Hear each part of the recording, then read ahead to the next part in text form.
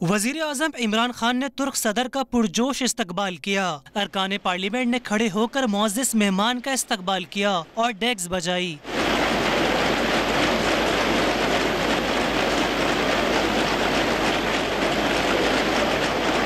ان کی آمد پر دونوں ممالک کے قومی ترانے بجائے گئے۔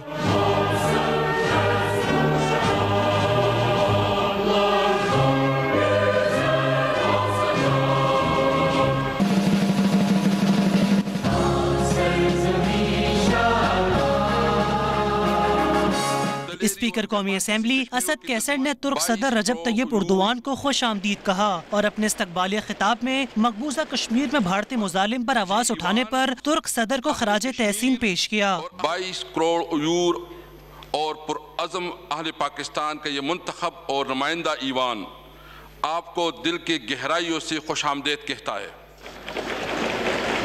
جس مرد مجاہد نے انتہائی دلیری اور بے باکی سی کشمیریوں کی ترجمانی کی وہ آپ کی ذاتی گرامی ہے۔